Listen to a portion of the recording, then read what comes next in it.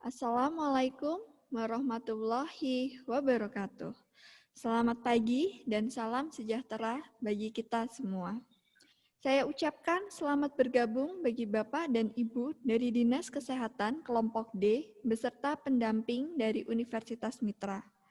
Pertama-tama, marilah kita panjatkan puji syukur atas kehadiran Tuhan Yang Maha Esa, karena berkat rahmat-Nya kita dapat berkumpul secara daring pada kegiatan workshop penulisan analisis dampak pandemi COVID-19 pada pelayanan KIA dan KB di 120 kabupaten dan kota. Perkenankan, saya Monita selaku moderator pada acara pagi ini untuk menjelaskan agenda acara hari ini. Acara akan berlangsung selama 1 jam, dari pukul 7 hingga pukul 8 waktu Indonesia Barat, dan pada acara workshop hari ini akan ditampilkan template penulisan analisis dampak, dan juga nanti akan saya informasikan terkait skema penguploadan dokumen penulisan analisis dampak tersebut. Terkait isi dan format penulisan akan disampaikan oleh Profesor Dr. Laksono Trisnantoro, MSc PhD, dan untuk informasi terkait penguploadan nanti akan disampaikan oleh saya sendiri. Seperti yang Bapak dan Ibu ketahui, 2 minggu yang lalu kita telah melaksanakan persiapan penulisan analisis dampak dan kebijakan.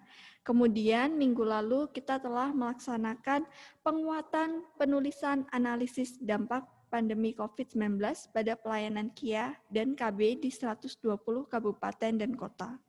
Kemudian pada minggu ini kita akan mengadakan workshop penulisan awal analisis dampak pandemi COVID-19 pada pelayanan KIA dan KB. Harapannya dengan kegiatan ini, Bapak dan Ibu dapat lebih memahami dan lebih siap dalam nantinya melakukan penulisan analisis dampak. Selanjutnya, kepada Prof. Laksono dipersilahkan untuk menyampaikan poin-poin penulisan analisis dampak. Assalamualaikum warahmatullahi wabarakatuh. Waalaikumsalam. Selamat pagi dan salam sejahtera untuk kita semua. Ya, dan hari ini kita bertemu di kelompok D ya. Memang ini spesial jam 7 pagi karena memang permintaannya teman-teman di timur itu supaya lebih pagi, tidak setelah Jumatan ya. Tapi ternyata masih sedikit ya yang ikut ya. Baru 21, harusnya berapa nih? 60-an ya. Masih sepertiga. Oke, tapi kita nggak bisa berhenti ya, kita harus terus berjalan, dan yang belum datang ataupun mungkin terlambat nanti bisa melihat videonya ya. Video yang nanti kita akan kirimkan apa-apa yang penting dalam pertemuan hari ini. Oke, saya akan share screen saya. Nah, ya.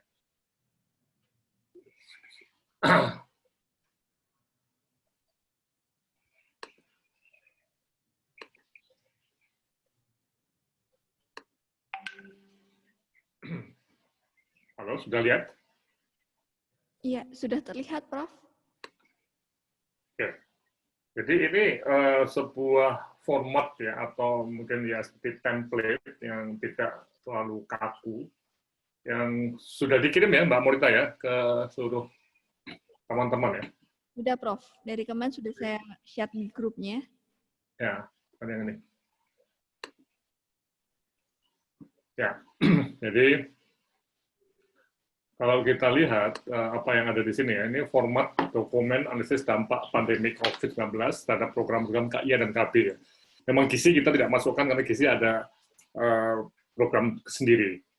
Nah, ini ada daftar isi yang kalau kita lihat itu, soalnya nanti nggak usah tebal-tebal ya, sekitar 7 halaman ya. Nah, ini ada ringkasan eksekutif, 300-400 kata, dan kata pengantar, pendahuluan, tujuan penulisan, kemudian metode, hasil yang ada data kuantitatif dan kualitatif, kemudian analisis dampak pandemi COVID-19, kesimpulan dan referensi. Ya.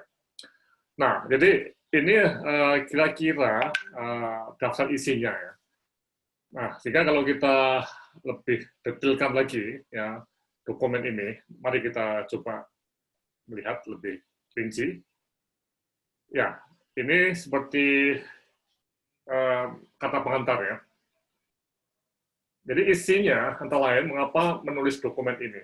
Dan sekali lagi bahwa dokumen ini bukan laporan penelitian ya, tapi adalah laporan MONEF yang monitoring yang berfokus pada dampak pandemi COVID-19. Dan ini merupakan kegiatan Kemenkes, Ditjen Kesehatan Masyarakat, yang memang diaplikasikan di 120 kabupaten kota.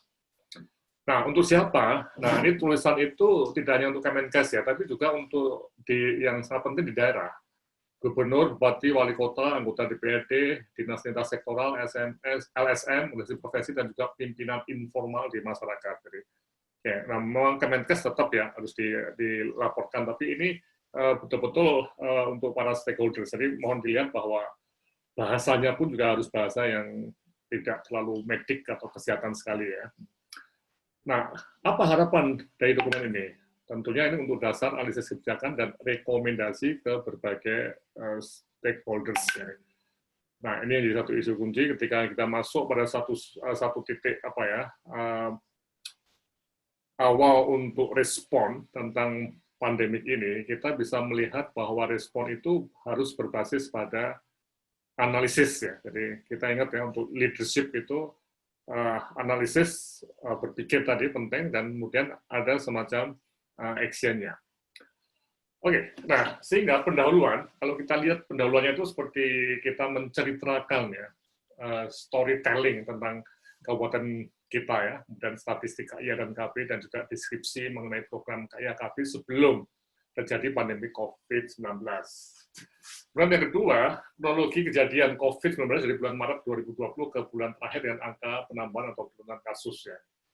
Nah, ini kita bisa mencatat bagaimana COVID itu sampai ke kabupaten kota Anda ya, dan apakah mengalami tren meningkat, dan apakah ada kluster apa yang terbanyak, dan bagaimana kasus COVID-19 pada tenaga kesehatan di Fasiankes, apakah terjadi penurunan jumlah pasien atau pengunjung Paskes di kabupaten XXX, dan sebagainya ya. Ini pertanyaan yang minimal yang bisa kita lihat ya, dan ini ditulis, diceritakan. Kemudian yang ketiga, apakah ada perubahan kebijakan pemerintah di dalam pencegahan atau penanganan COVID-19? Apakah ada Satgas? Apakah ada PSBB? Kapan dilakukan? Jika tidak ada PSBB, kebijakan apa yang diterapkan untuk menghadapi COVID-19 di wilayah saudara? Dan bagaimana tindakan Dinkes untuk kabupaten kota ya, untuk menekan angka kejadian COVID-19 selama ini? Bagaimana kepatuhan masyarakat dalam melaksanakan protokol pencegahan COVID-19 dan seterusnya. Nah, ini jadi satu isu yang menarik untuk kita cermati tentang kebijakan pemerintah. Tapi lagi ini di level kabupaten kota ya. Walaupun juga nanti akan mengacu ke peraturan gubernur ataupun peraturan pemerintah pusat. Kemudian penggunaan anggaran termasuk realokasi untuk penanganan kebutuhan.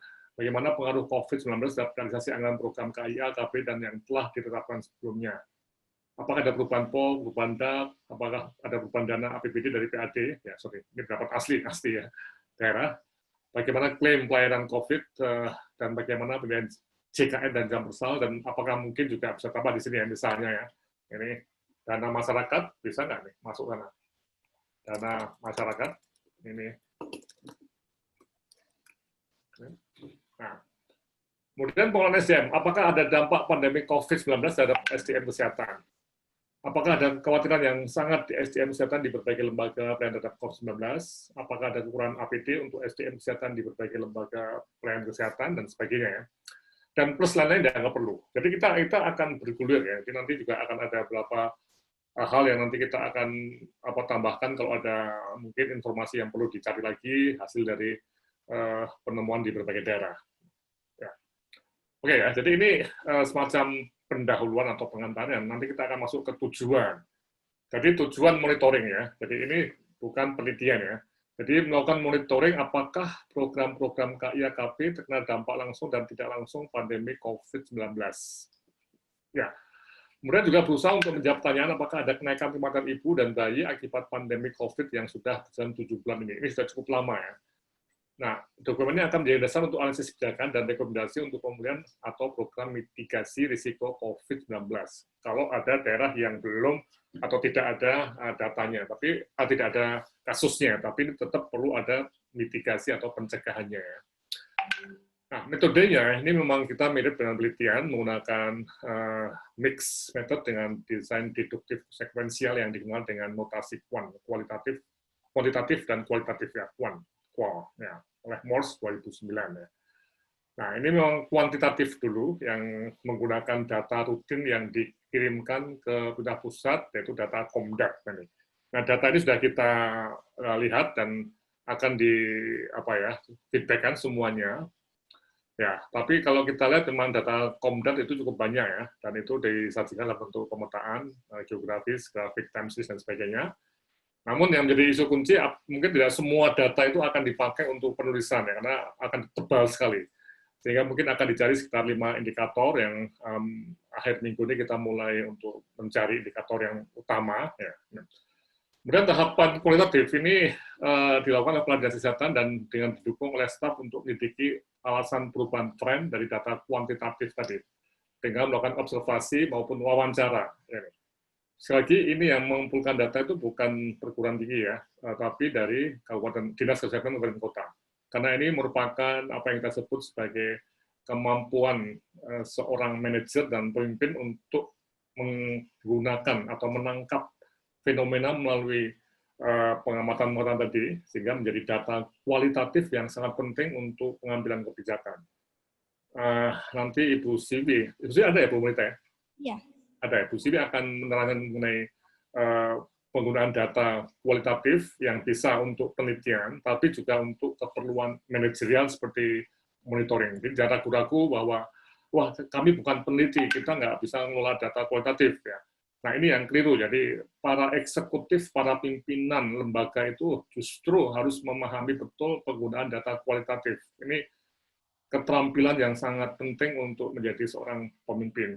Nah, di bahasa Jawa itu ada eling lan waspodo. Ya, itu harus waspada, harus eling, harus ingat betul, dan waskito, itu melihat ke depan. Ya, itu semua adalah apa yang disebut sebagai kemampuan untuk menangkap fenomena yang ada melalui data kualitatif ya.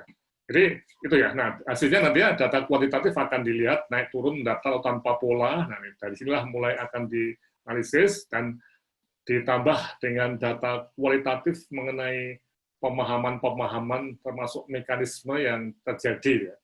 Ya, misalnya apakah COVID-19 berikan dampak negatif terhadap pelayanan KIA di wilayah saudara? Jika iya, jelaskan mekanismenya sehingga terjadi dampak negatif tadi. Juga pelayanan KB dan sebagainya ya.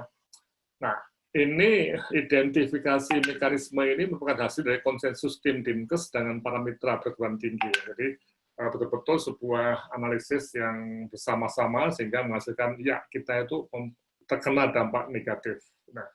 Nah, mekanisme itu sangat penting untuk kita tulis dan itu di beberapa referensi termasuk penelitian dari Semeru ya. Jadi kalau kita masuk ke penelitian Semeru itu kita bisa melihat, saya masuk ke sini ya. Semeru. Bang Abi Usomo masuk ke webnya www.kesehatan Ibu Ana ya.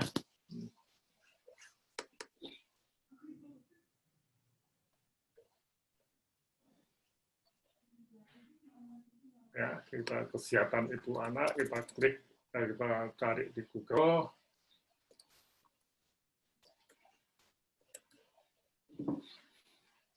Nah, lambat nih, coba dibuka.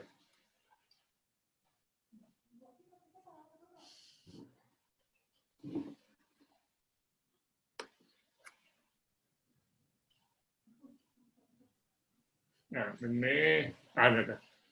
Di nomor 2 ya, ini kita klik masuk di kesehatan Ibu Anak. Oke, nah ini Imonef.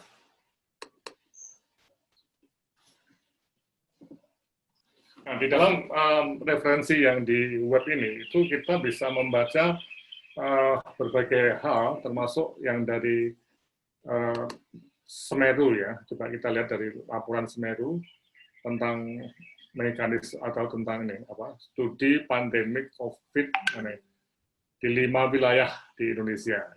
Ya, kita coba buka. Nah, di dalamnya detail ya, ini suatu penelitian ya. Kalau kita lebih pada MONEF, ini penelitian yang mendalam ya, tapi terbatas di 5 tempat. Nah, di dalam laporannya ini, laporan penelitian, itu kita bisa melihat adanya berbagai mekanisme ya, mekanisme yang terjadi. Ya, kayaknya nih semua pada membuka nih, jadi rebutan membuka. Coba kita lihat. Oh, lama ya. Di sana bisa buka nggak, Mbak Monita? Sebentar, Prof. Kayaknya ada semua membuka. Jadi intinya kalau kita nanti ya kita sambil menunggu ya, itu di dalam laporan ini ada berbagai mekanisme ya, mekanisme yang menerangkan mengapa terjadi seperti itu ya. Nah, mekanisme ini memang sebuah pendalaman ya, yang mungkin nanti Mbak Siwi bisa menjelaskan ya, apa penggunaan data kualitatif ini. Silakan Mbak Siwi untuk mengapa kita perlu menggunakan kemampuan kita untuk mengeksplorasi data kualitatif ya. Silakan Mbak Siwi.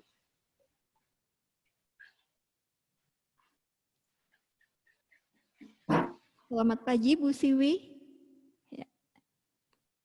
Ya, dipersilahkan untuk membuka mikrofonnya, oke? Ya, sudah terbuka. Ya, terima kasih Prof. Laksono. Selamat pagi Bapak Ibu sekalian. Assalamualaikum warahmatullahi wabarakatuh. Ya, jadi penggunaan data kualitatif untuk katakanlah menjelaskan tren atau temuan dari penelitian kuantitatif itu sangat penting, atau data kuantitatif itu sangat penting. Walaupun di sini memang harus dibedakan antara data kualitatif dan penelitian kualitatif.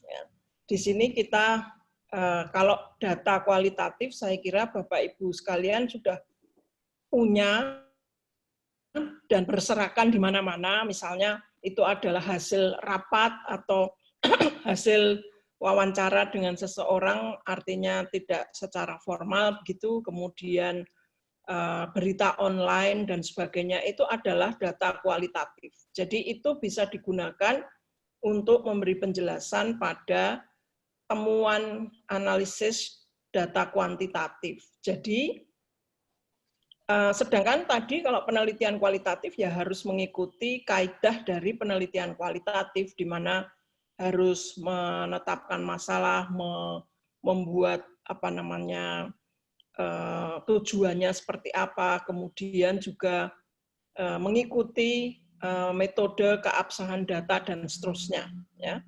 Tetapi dalam hal ini pentingnya kualitatif di sini adalah untuk menjelaskan apa yang menjadi temuan di data-data kuantitatif yang Bapak Ibu sekalian sudah punya.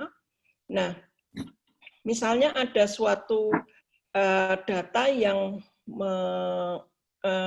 melihat misalnya kok balita atau ibu hamil mungkin ANC-nya terlalu rendah gitu ya. Ada apa sebetulnya gitu ya. Ya, kemudian kita bisa menanyakan secara informal begitu kepada kepala puskesmas apakah memang tidak ada kunjungan atau bagaimana gitu ya. Nah, kemudian dijelaskan bahwa ibu-ibu takut datang ke puskesmas karena untuk ANC misalnya. Lalu adakah cara-cara yang lain agar ANC tetap berjalan lancar, misalnya seperti itu. Jadi ini adalah satu upaya untuk memahami dari data kuantitatif, kemudian dijelaskan dengan data kualitatif begitu. Nah, biasanya data kualitatif itu dan juga sebetulnya penelitian kualitatif itu memang berusaha menjelaskan kalau ada data kuantitatif sebetulnya apa toh data ini. Ya. Bicara tentang apa sih data ini atau bagaimana interpretasi dari data itu. Nah, kemudian jadi menjelaskan apa. Kemudian mengapa kok bisa terjadi seperti itu? Itu pertanyaan selanjutnya. Ya, mengapa bisa terjadi seperti itu dan bagaimana bisa sampai terjadi seperti itu, gitu ya. Jadi ada 3 hal sebetulnya di dalam data kualitatif itu. Menjelaskan dulu apa itu, kemudian mengapa itu bisa terjadi dan bagaimana terjadinya. Itu selalu diulang-ulang begitu. Sehingga dengan cara apapun kita bisa lakukan. Misalnya dengan melihat pada minutes meeting atau dokumentasi rapat gitu ya. Hasil rapat itu bisa juga untuk menjelaskan data kuantitatifnya. Kemudian pengamatan, misalnya pengamatan di lapangan, melihat di lapangan yang terjadi seperti apa. Kemudian juga bisa berita online barangkali ya. Jadi apa namanya berita-berita koran, berita online dan sebagainya. Ini adalah data kualitatif yang nanti bisa dipakai untuk menjelaskan temuan-temuan kuantitatif. Saya kira seperti itu, Prof. Ya. Mbak Monita. Ya. Ya, jadi kalau kita lihat ya, memang sekali lagi bahwa data kualitatif itu bukan hanya untuk peneliti ya, terbatas untuk peneliti, tapi sebagai seorang manajer eksekutif itu harus terampil juga untuk mengelola, mendapatkan data kualitatif dan juga menuliskannya ya. Oke, ya, nah oke, kembali ke share screen ya. Jadi kalau kita lihat kembali pada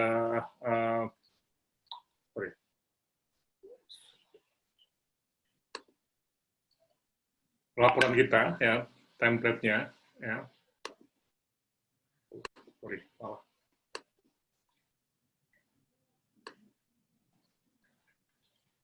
Ya, jadi ketika bicara mengenai data tadi itu memang mekanisme itu menjadi penting ya untuk terjadinya tadi. Nah, sehingga dari data tadi itu mulai kita mengadakan semacam analisis yang menarik tentang dampak tadi. Dan ini peranan para mitra perguruan tinggi itu menjadi kunci ya untuk sebagai semacam analis dari luar, apakah memang ada dampak ini terhadap pelayanan KIA dan KB secara utuh.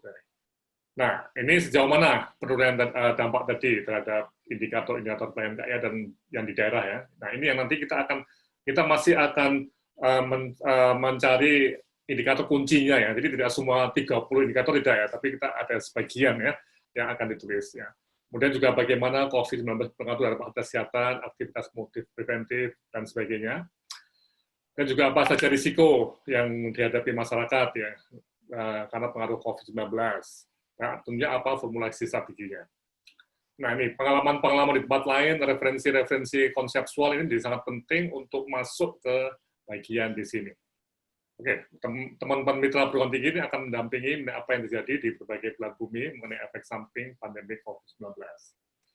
Dan terakhir itu adalah kesimpulan analisis ya, yang lebih hitam putih atau lebih tegas menyatakan bahwa apakah memang terjadi pengaruh COVID-19 terhadap implementasi program KIA dan KB yang sudah direncanakan. Jadi apakah memang betul COVID ini seperti tanda kutip mengganggu itu ya. Kemudian yang kedua, untuk menjawab pertanyaan apakah ada pengaruh COVID-19 dalam angka kematian ibu. Nah, ini jadi satu isu yang menarik juga pada kematian bayi. Memang ini hal yang tidak mudah untuk dilakukan kesimpulan ya, karena banyak faktor yang bisa menimbulkan kematian ya. Tapi kita nanti setelah konsensus ya mungkin ada dugaan juga bisa seperti itu ya. Nanti kita akan lihat ya. Dan kesimpulan yang mungkin ada yang spesifik untuk daerah masing-masing yang mungkin masing-masing beda ya. Oke, dan nanti akan ada rekomendasi yang akan diteruskan dengan dokumen analisis kebijakan, termasuk langkah-langkah apa yang dinilai efektif untuk dapat segera memulihkan PNKI yang terhambat. Siapa saja yang harus menindaklanjuti stakeholders-nya, dari mana saja sumber yang digunakan, bagaimana timeline pelaksanaan pemulihan, sampai apa indikator keberhasilan pemulihan. Oke, nah inilah kira-kira poin-poin yang dalam format penulisan yang kita harapkan mulai weekend ini kita sudah harus mulai menulis sehingga dalam waktu 1 minggu atau 2 minggu depan kita sudah selesai. Oke, silahkan kalau ada pertanyaan atau komentar, Bu Monita. Ya, Terima kasih atas pemaparannya dari Prof. Laksono dan Bu Siwi. Sebelum kita masuk ke sesi diskusi, saya ingin mengucapkan selamat bergabung kepada Dr. Iskandar Zulkarnain selaku perwakilan dari Adinkes. Kemudian bagi Bapak dan Ibu yang memiliki pertanyaan ataupun ingin mengemukakan pendapat terkait template ataupun poin-poin yang tadi telah disampaikan oleh Prof. Laksono, ataupun ingin menanyakan tentang data kualitatif yang akan digali kepada Bu Siwi, dipersilahkan untuk mengangkat tangan, membuka mikrofon, ataupun mengetikkannya di dalam room chat. Ya. Dipersilahkan bagi Bapak dan Ibu jika ada pertanyaan, baik dari Bapak dan Ibu dari Dinas Kesehatan maupun dari para pendamping juga dipersilahkan jika masih ada yang kurang jelas, dipersilahkan untuk membuka mikrofon ataupun mengetikkannya di dalam room chat. Jika di sini belum ada pertanyaan, mungkin saya ingin tanya pendapat dari Dinas Kesehatan ya Prof ya? Ya, silakan.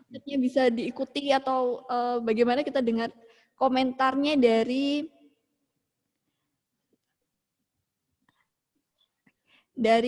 Dinas Kesehatan Kota Waringin Barat, ada Pak Samsudin. Selamat pagi Pak Samsudin. Ya, Bapak dipersilahkan untuk membuka mikrofonnya, Pak Samsudin.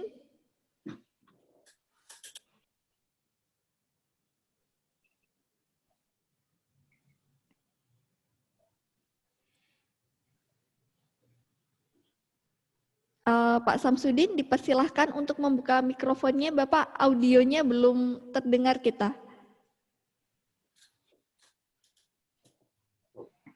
Ya, oke. Baik. Terima kasih, Mbak. Sudah kedengaran suara saya? Ya, sudah terdengar, Bapak. Baik, ya.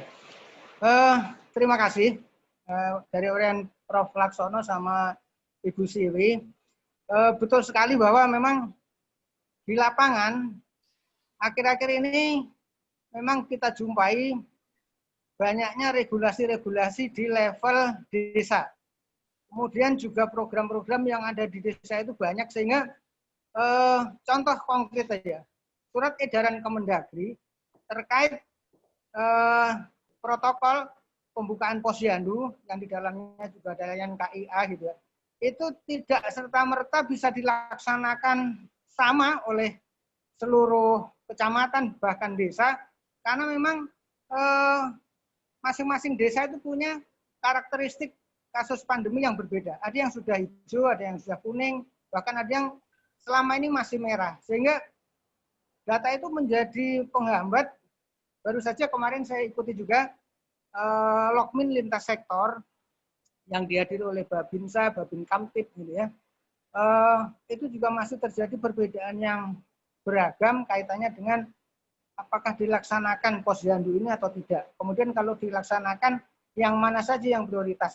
Sehingga aturan-aturan di desa, termasuk juga aturan-aturan yang pusat turun ke desa itu juga sangat mempengaruhi kasus-kasus dan pasti berdampak pada layanan KIA. Saya kira itu sementara. Terima kasih, Bu. Ya. Terima kasih Pak Samsudin. Ya, nah ini yang perlu kita catat betul Pak ya. Jadi apa yang terjadi tadi Pak di sebuah kabupaten dan tentunya tersusun dari berbagai kecamatan yang berbeda-beda tadi Pak ya. Nah, memang kalau kita lihat dari balik lagi pada pernyataannya Bu Siwi ya, catatan ini kita lihat sebagai sebuah data kualitatif Pak ya, yang kita akan masukkan di dalam pendahuluan tadi Pak. Apa yang terjadi tadi. Nah, kemudian dalam pendahuluan apa yang terjadi tadi, kebijakan Mendagri, ya. Nah ini nanti masuk ke analisis kualitatifnya, apakah ini yang membuat terjadi penurunan ya? Memang mungkin iya ya, terjadi penurunan ya. Dan apa dampak berikutnya nanti? Jadi apa yang terjadi itu Pak? Ya, mengapa terjadi? Karena ada sesuatu ini dan bagaimana kemudian apa dampak berikutnya? Nah ini yang kita analisis Pak. Jadi seperti itu. Saya kira betul, Pak. Ya. Jadi artinya di dalam apa ya melihat format tadi, Pak, format dokumen dampak tadi bisa semua, Pak ya, dilihat tadi, Pak ya. Bisa. Saya kira bisa, Pak. Justru ini memang selama ini belum pernah dianalisis secara komprehensif ya, sehingga rumusan masalah itu berdiri sendiri gitu. Data kita juga mengalami pasang surut dan beberapa hal belum lagi dengan bicara organisasi profesi di bawah itu. Tadi Bu Sivi ambil contoh yang bagus. Kenapa ANC di sebuah desa itu rendah ya? Ternyata itu multisektor dan ketika ditambah dengan kasus pandemi ini yang benar-benar menghambat layanan paling dasar, ya, contohnya posyandu itu, maka itu mungkin data-data itu yang perlu dirunut. Dan ini belum pernah dibahas secara detail, gitu, secara komprehensif. Saya kira demikian, Prof. Terima kasih. Mohon maaf, ya, kami pakai baju kuning karena memang ini kebetulan kami lagi ulang tahun Kota Waringin Barat ke-61, Pak. Oh, dengan tema kuning ya warnanya? Ya, bajunya kayak baju Melayu gitu. Oh iya, iya. Mudah-mudahan dengan spirit satu tekad menuju kejayaan itu bisa mengentaskan KIA gitu. Terima kasih, Prof. Terima kasih, Pak Samsudin. Ya. Oke, Kabupaten Kota Waringin oleh siapa? Pendampingnya siapa, Bu Monita? Dari Unlam. Unlam. Oke, kita tanya dari Unlam. Bagaimana Unlam? Siapa yang di Unlam? Ini nanti. Apakah bisa paham ya apa yang akan kita kerjakan dan nanti juga akan lagi Bu Monita akan menerangkan mengenai cara penulisan dokumennya. Silakan, Bu siapa? Bu Andini dipersilahkan untuk membuka mikrofonnya dari Lambung Mangkurat. Baik, Mbak Monita, suara saya terdengar? Ya, sudah terdengar, Ibu. Ya, selamat pagi Mbak Monita, Prof, dan juga Pak Syamsuddin tadi ya dari Dinkes Kota Waringin Barat. Sebelumnya saya juga sudah ada koordinasi dengan Pak Syamsuddin, jadi nanti harapannya mungkin kami bisa bersama-sama ya Mbak ya, menyusun dokumen untuk evaluasi dampak dari Pak Syamsuddin sendiri juga sangat kooperatif, sangat membantu saya ya. Jadi nanti mungkin dalam 1-2 minggu ke depan kami bisa merampungkan juga nanti bisa koordinasi lebih lanjut dengan beliau untuk proses kegiatannya dari Banjarmasin. Ya, jadi kita nggak ada kesulitan ya Bu Andini ya, melihat template itu ya. Iya, sudah saya coba baca juga, Prof. Jadi nanti kami sama-sama mencoba memahami begitu. Iya, iya. Oke. Terima kasih, Prof. Terima kasih. Ya. Oke, nah sekarang coba, mana waktunya ya, Bu Monita, mungkin coba yang caranya untuk menulis bersama tadi, dan nanti kita bisa juga masih terus diskusikan ya.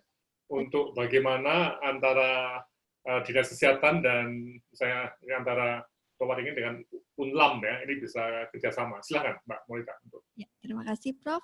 Di sini saya ingin izin untuk share screen. Ini di sini saya ingin menjelaskan nanti terkait sistem penguploadan dokumennya. Jadi nanti Bapak dan Ibu dari Dinas Kesehatan Kabupaten Kota, juga para pendamping, akan memiliki akses untuk setiap foldernya sesuai dengan namanya masing-masing. Di sini kita akan menggunakan Google Drive yang kita gunakan sebagai platform pembuatan dokumen analisis dampak, analisis kebijakan, juga policy brief selama kegiatan Imonef ini berlangsung. Jadi nantinya dokumen yang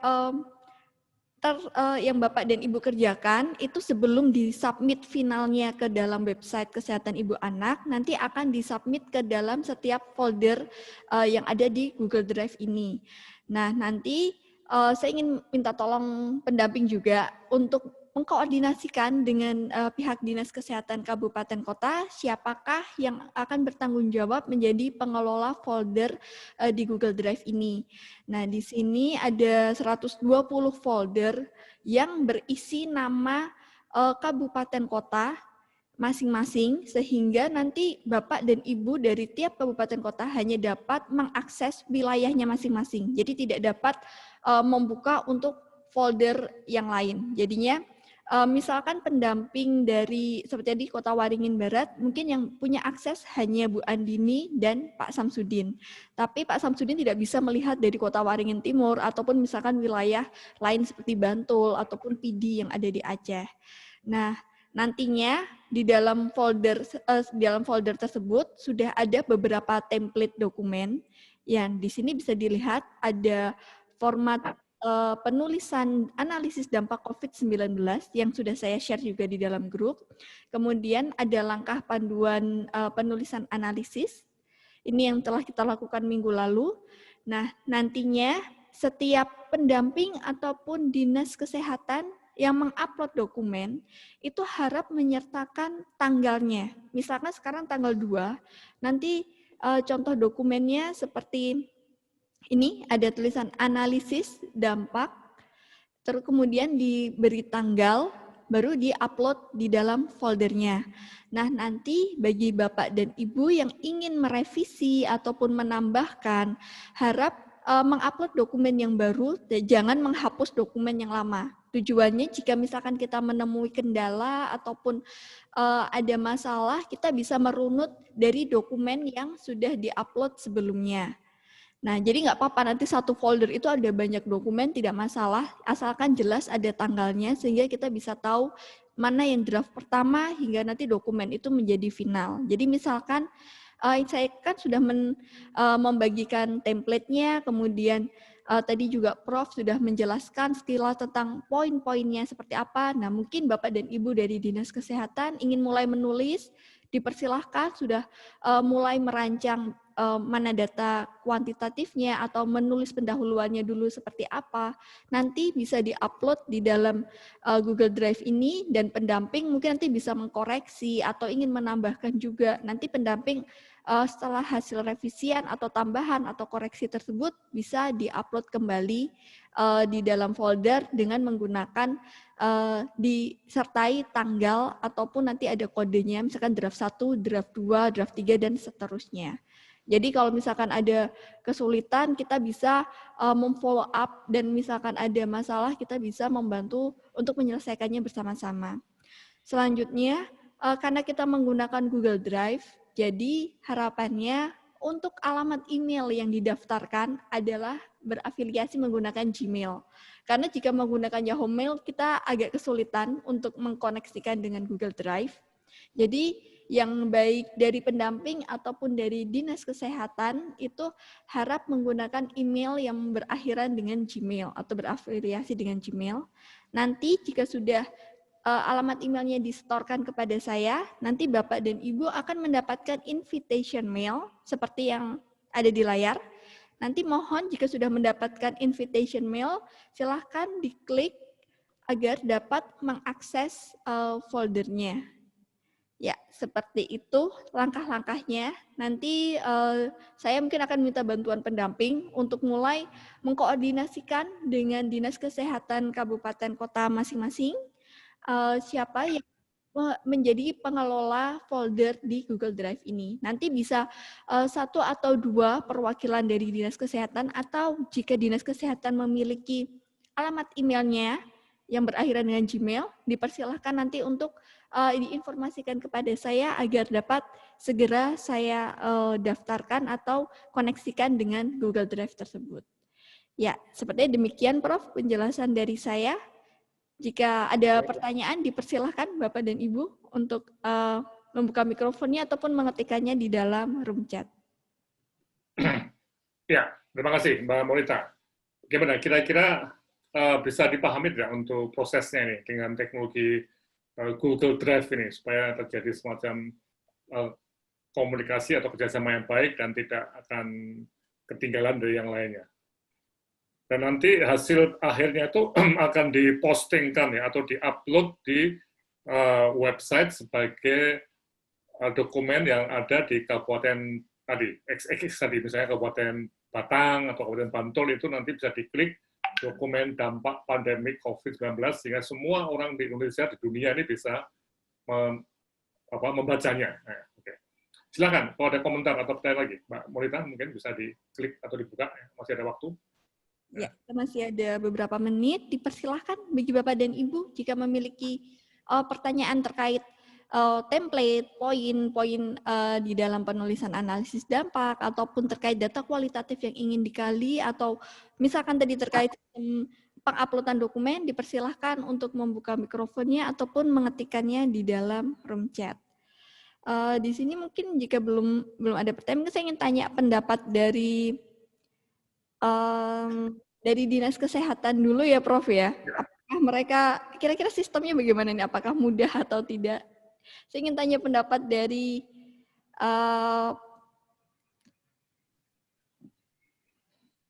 Pak Iwan Syah.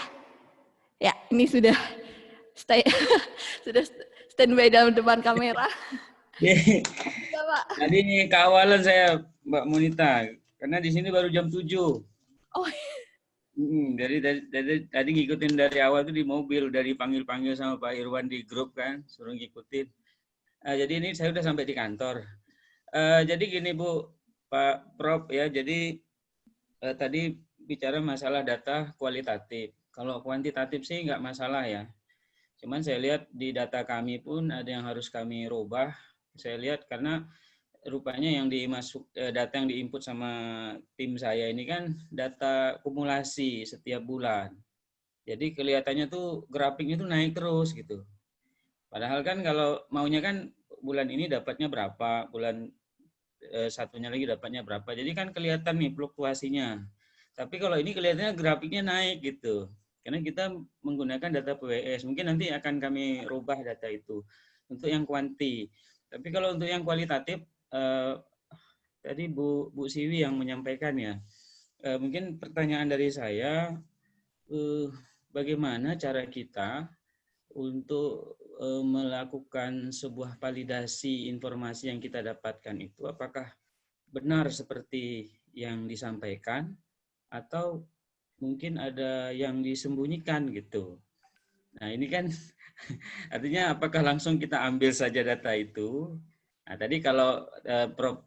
Laksono bilang kalau penelitian kuantitatif tadi beda ya sama data. Kalau penelitian itu kan tentunya ada proses bagaimana memvalidasi data itu melalui berbagai sumber yang berhubungan gitu ya. Tapi kalau yang ini kira-kira apa langkah-langkah kita supaya data yang kita dapatkan secara kualitatif itu bisa kita percaya dan bisa kita masukkan ke dalam laporan gitu. Mungkin itu saja, Mbak. Ya, masih Pak. Ya, memang ini menarik ya. Ini memang ini bukan penelitian kualitatif yang harus diverifikasi, di cross check dan sebagainya. Tapi nanti Mbak Siwi bisa memberikan juga pendapat ya. Tapi menurut saya ini semua pimpinan ya yang harus mengelola data kualitatif tadi Pak ya. Ini masuk bupati juga harusnya ya. Harus bisa pandai mengamati, mencermati. Yang Pak Jokowi itu belusuan itu juga kualitatif Pak. Belusuan itu juga bagian dari mencari keterangan, mencari langsung dari lapangan ya. Nah, sekarang bagaimana menjamin data itu baik ya? Satu hal yang penting ya, itu dasar niatnya untuk tidak bohong itu Pak. Dan saya yakin semua pemimpin sudah disumpah ya untuk tidak boleh bohong ya Pak ya. Ini asumsi pertama ya. Dan yang kedua, ini kan juga dikerjakan bersama-sama banyak pihak Pak. Ya, konsensus Pak. Sehingga nanti ketika sudah jadi laporan ditayangkan di web itu sudah ya Kadinkesnya juga tahu Pak ya. Tak setuju juga ya.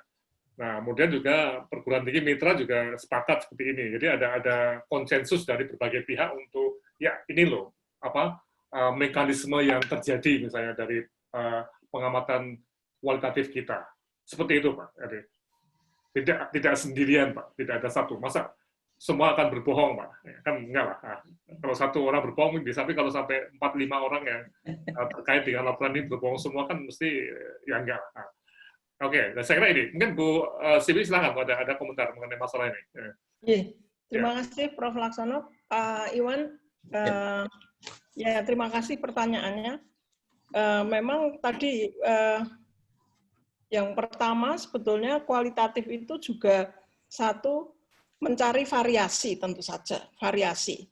Jangan sampai hanya satu hal terus-menerus gitu ya, mencari variasi. Jadi kalau ada apa sebabnya ANC menurun itu tidak hanya satu masalah saja yang mungkin akan ditemukan gitu ya. Kalau bisa ada orang lain bercerita mungkin dia punya pendapat yang lain ya. Jadi ada beberapa. Jadi kita memang melihat variasi. Jadi walaupun hanya satu orang atau satu orang yang mengatakan kita tetap anggap sebagai suatu informasi. Nah, tetapi bagaimana cara mencari keabsahannya, katakanlah validasinya begitu tadi. Saya kira Prof. Laksono tadi sudah menceritakan bahwa kita perlu mencari tidak hanya kepada satu orang, beberapa orang. Itu jadi semacam kalau di dalam istilah kualitatif itu saturasi. Sampai tidak ada informasi baru gitu ya. Oh ternyata orang ini udah bilang begitu, orang ini bilang begitu, dan cocok nih semua gitu ya. Nah, karena untuk pengambilan keputusan ini akan sangat penting. Jadi tidak hanya yang dikatakan oleh satu orang saja maka kita langsung mengambil keputusan, kan tidak. Jadi harus ada semacam bertanya kepada beberapa orang. Tadi Prof. Laksono mengatakan masa 5 orang bohong semua gitu ya. Enggak. Jadi itu apa namanya? Itu tadi cara mencarinya juga mungkin kurang lebih hampir sama dengan penelitian kualitatif, yaitu dengan menanyakan ke lebih dari 2 atau 3 orang gitu ya, seperti itu untuk informasi yang sama gitu. Tapi walaupun misalnya ada satu fenomena yang orang lain tidak ngomong, itu tetap harus dicatat gitu untuk mencari penjelasannya gitu ya. Seperti itu mungkin Pak Iwan. Terima kasih. Ya. Ya, nanti gini Pak Iwan, kita coba lihat ya, karena ini baru pertama kali ya Pak ya mengerjakan seperti ini ya. Jadi data dari Komdat dikirim ke pusat, tapi pusat memfeedbackkan ke sini, kemudian dianalisis bersama dalam konteks COVID ya. Nah, kemudian nanti yang menarik pengelaporan ya, dan nanti kita akan minta teman-teman perguruan tinggi juga membantu pelaporan tadi ya, penulisannya itu supaya menarik tadi ya Pak. Dan ini satu kemampuan yang sangat diperlukan oleh kepala dinas kesehatan ataupun stafnya ya, manajer ya Pak, untuk reporting dengan menarik Pak, tapi tidak bohong tadi. yang ini karena kita terbiasa bikin laporan yang panjang-panjang Pak ya. Nah, kita bisa nggak singkat, ada ringkasan eksekutifnya, dan nanti kalau kita sampai ke policy brief ke berbagai pihak itu paling cuma 1 atau 2 halaman Pak, nggak panjang-panjang amat Pak. Nah, ini jadi satu isu kunci. Kita bisa nggak seperti itu? Ya, oke. Terima kasih.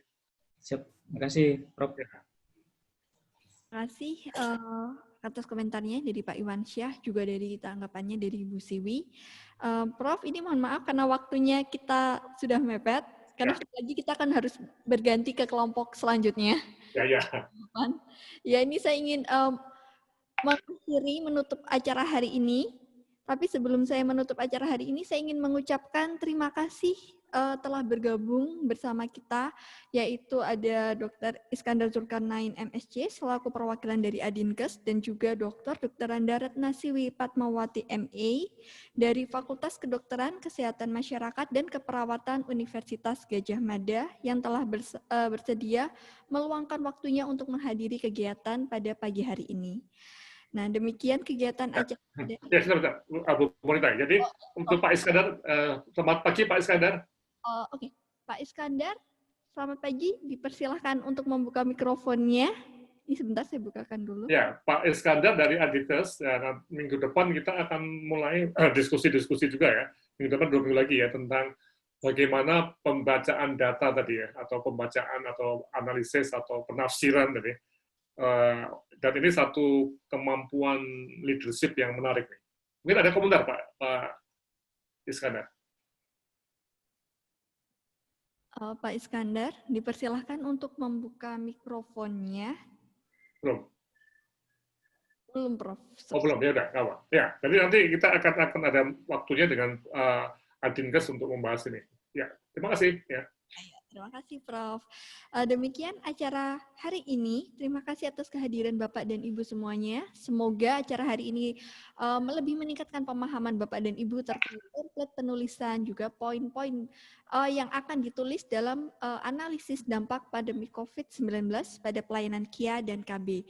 Jika nanti Bapak dan Ibu masih memiliki pertanyaan ataupun komentar, dipersilahkan untuk menghubungi saya atau menuliskannya nanti dalam WA Group. Terima kasih atas kehadirannya. Wassalamualaikum warahmatullahi wabarakatuh.